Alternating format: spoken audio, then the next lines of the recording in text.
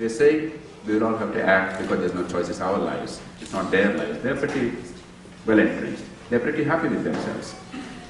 In which other country can you make 10 billion rupees in 5 or 10 years once you are a reasonably senior politician? By virtue of only politics, without creating wealth, which other country gives you that kind of opportunity? 4 nights ago, I was in Potomac area of Maryland state, I thought it was New Jersey. Some Indian friends were with me over dinner. One of them apparently contested for the state assembly in Andhra Pradesh. And by his own admission, he spent about 25 crore rupees for a state assembly constituency in Andhra Pradesh. And he lost it. Last week there were elections in Britain. British economy is at least twice as big as Indian economy today. In terms of GDP, it's probably 1/6, 1/7 of the United States, and that means it's twice as big as Indian economy in terms of the gross terms, in GDP terms. The whole of it, Andhra Pradesh economy is only 1/10 or 1/12 of India's economy. That is, Indian economy, AP's economy is about 1/25 of British economy.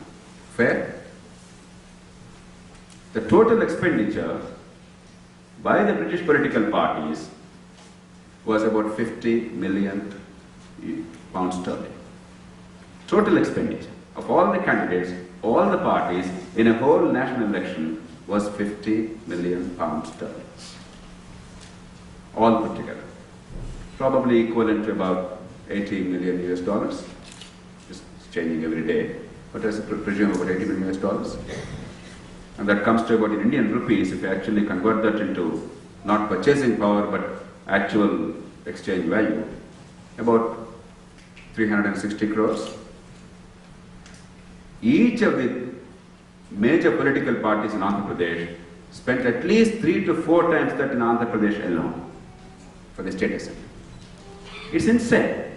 What's happening is utterly insane. Once you do that, you cannot get the kind of outcomes that we need. We cannot protect the Constitution. You are going to destroy the Constitution. That's what's happening. What we're fighting for is to see that these things are changed. Nothing big, nothing dramatic. There's a simple, practical outcomes. Everybody knows that. There's not one Indian who disagreed with this so far. Whether it's a prime minister or an opposition leader at the national level or a chief minister or some other worthy, not one person in India disagrees. But not one person in India really believes it should happen now. They think it will happen sometime in 100 years' time. That's where the absurdity lies. There's no reason why we should wait for 100 years. What the young people here in this country of Indian origin, what you all are saying is, we will not wait for another 100 years. The world can change, the country can change in the next 5 to 10 years. That's what I'm taking on. Local governments, rule of law, in terms of police and judicial reform, fighting corruption, building institutions and instruments to fight corruption, to end corruption, education, healthcare delivery, and electoral reform so that you don't have to spend that kind of insane money in quest of votes. There's no other country on earth where a politician for a state legislative office spends 20 or 30 crore rupees, 200, 300 million rupees, and yet does not get into office. How can you sustain that? All this is their personal money. It's not like Barack Obama's where money is raised through contributions. It's not legitimate money spent legitimately. It's illegitimately spent to buy the votes. So the money is lost. How can politics be sustained? Next time around, he has to spend another 25 crores, and once he gets into office, second or third time, once he hits jackpot, he has to make now 500 crores because he invested so much, this so much. Why are we surprised? What we're asking for is not much. Please let everybody in India understand this. You have the technology now. You can reach out to millions of people. The technology can be very disruptive. We must break out of the shackles of status quo. We must break out of this inertia. This notion that nothing can change is absurd. It's ridiculous.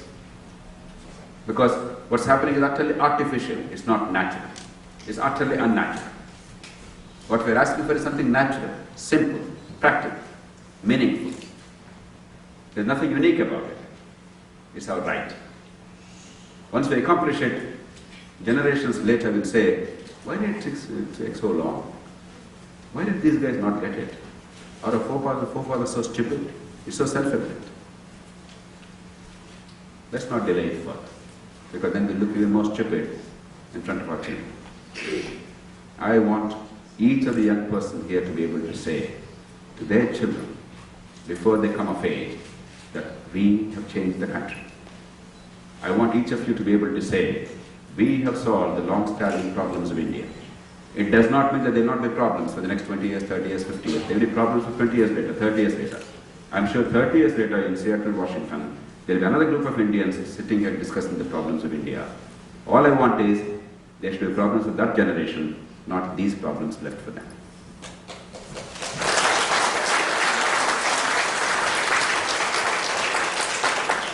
We can do it. I only make one appeal before I conclude. All of you have done us proud. 40 years ago, when some of the more senior people, experienced people here in this room, they came to this country, India was a land of snake charmers and elephants. I don't think many people in Seattle, Washington, or in San Francisco, or in New York, or elsewhere, really thought much of India. Some vague man called Gandhi, half naked, did all sorts of crazy things, went on fast. But somebody was moral. A country that got independence and universal franchise as if they knew something about democracy without literacy. But ultimately a country of poverty and snake charmers and elephants. That was the image of India. All of you have dramatically transformed that image. If Indians in the United States have made one extraordinary contribution to our civilization, it is that you gave us our pride back. The pride and dignity that Indians lost over decades. The self-esteem that we lost, we were robbed of it. You gave us back because you proved that you could be as good as anybody else in the world. With a different color of the skin, a different religion, most of you, from a different continent, in an alien culture, in a hostile culture in some respects. Today, of course, wherever you go, you have so many people, the support system. But 40 years ago, who were there to support an Indian here in this country? At a time when you couldn't even bring many dollars here. You came, you did the hard work, and you succeeded not merely casually. In the world's mightiest nation, the world's richest nation, the world's most successful civilization, you succeeded in a most spectacular way. You are arguably the most successful ethnic group in the United States. You have done us proud, and I salute you for that.